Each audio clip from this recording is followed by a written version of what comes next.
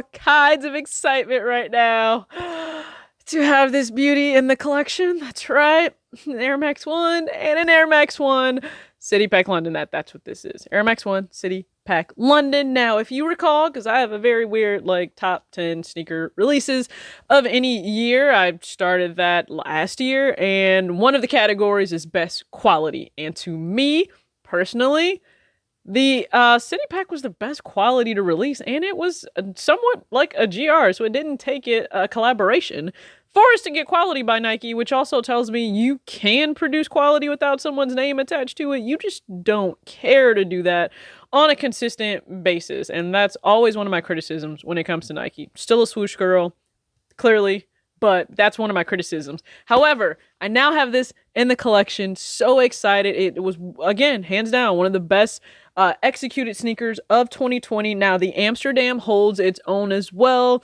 in this pack, and that is still on my list to get maybe down the line, but this was an immediate pickup for me because I missed out last year. I tried desperately.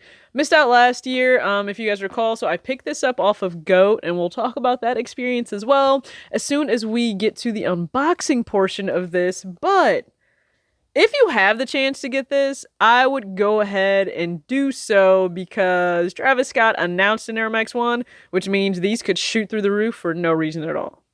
That's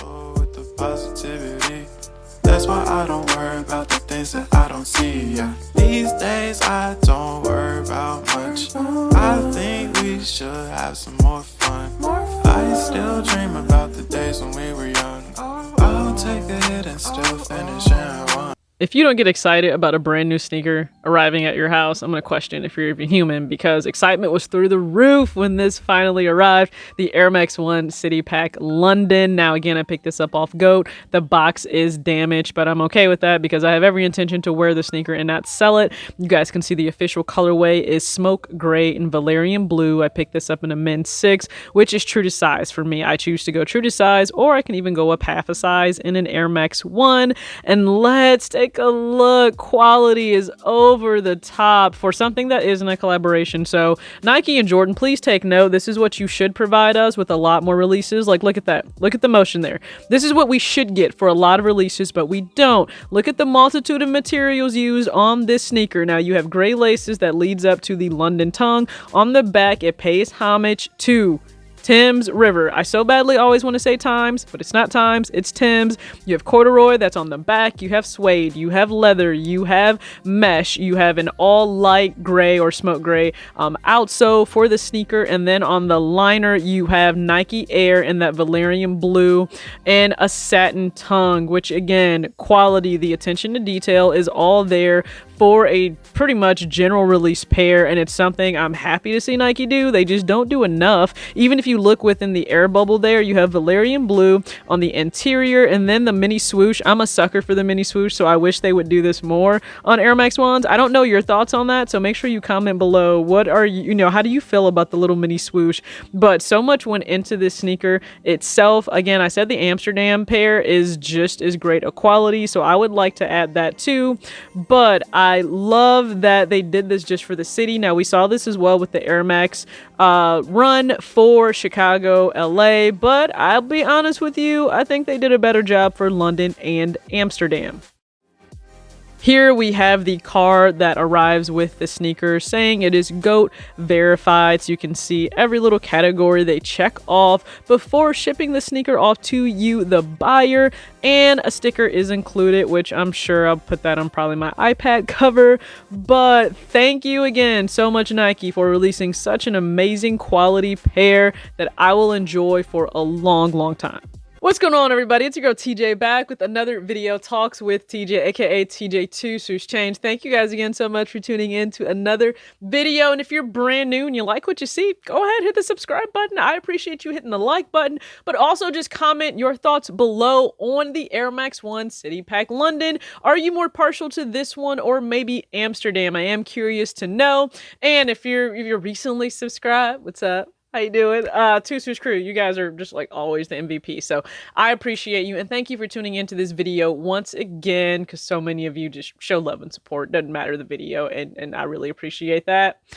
why this pickup, right? Because I know it may seem a little bit random and there are tons of other sneakers that are dropping I could pay resale for, because that's exactly what happened. As you guys saw in the unboxing, this pickup is from GOAT. This has zero to do with a sponsorship.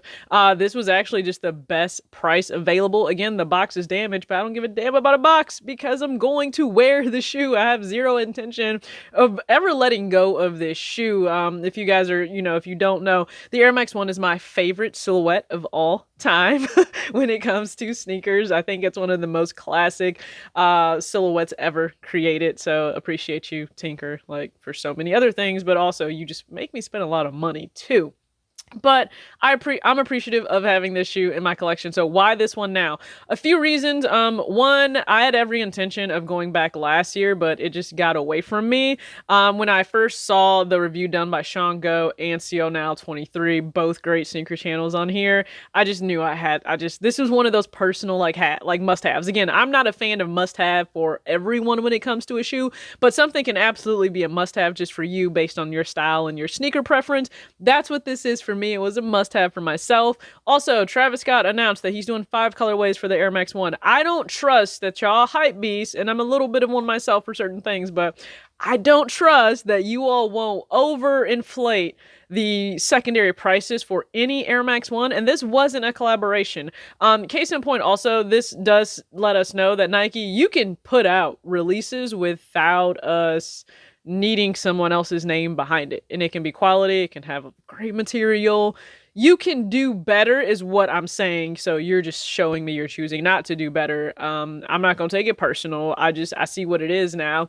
But let's also dive into how I would style this sneaker. I know some of you were like really curious about it. And I'm sorry, like guys, a lot of the different looks I provide, they are pretty androgynous, which just means like guys, a lot of times you can remix it and absolutely make it your own. This one is kind of for my ladies, especially for one outfit. And then for a second one, again, I'm a big Yankees fan, so I just wanted to incorporate that into the styling of the fit as well. And it's done a little bit business casual, kind of not. Let's just take a look. Now let's jump into the on foot portion and styling for the Air Max 1 City Pack London. Now you can never go wrong in the spring or summer with a low profile sneaker, nor with such a historic silhouette of the Air Max 1. Remember, this is the first time we received visible air, and that's what makes it such a special sneaker from its origination in 1987. Again, thank you, Tinker, for causing me to spend so much money.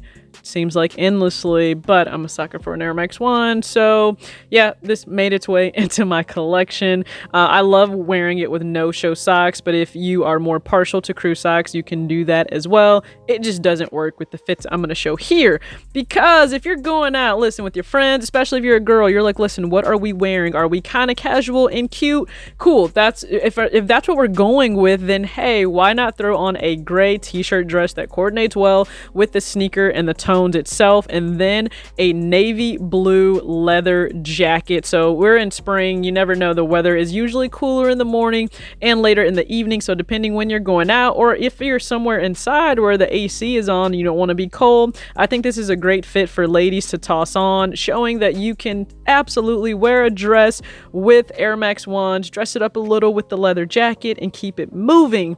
And then on to the second look. Now, yes, these are actually H&M casual jogger pants. It's the plaid navy and white material or option. I'm not sure if they're still available on H&M, but I would say, hey, why not check? They actually have a elastic waist, so they're super comfortable. They kind of do just remind me of joggers, but instead of leaving the pants uncuffed, I'm actually gonna cuff these twice just so you can let your ankles breathe a little bit. And then I like the separation between the bottom of the pant and then the actual sneaker itself. Like I want my low profile sneakers to really have their shine, and that's what rolling the pants up allows you to do. Now let's just say, hey, I want to show my Yankee fandom, even though we're not doing good right now.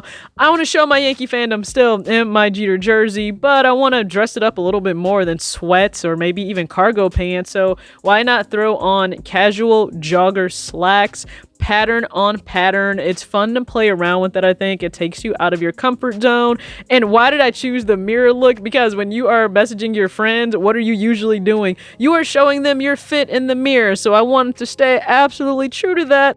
Every girl does this. So either way, for both fit options, please let me know down in the comment section what what was your favorite. I am just curious to know, I guess. Like, hey, let me know which one was your favorite. Either one I could absolutely just toss on, and I just wanted to try something different with the pants from H&M and then the jersey. So honestly, that is playing around with patterns a little bit with the pinstripes and then the checkered, the plaid pants, but play around with different things. See how you like it. It doesn't always have to be sweats or baggy jeans. Like, I'm a big fan of that. You guys know, big fan of being comfortable, but also I think it's nice to switch it up every now and then.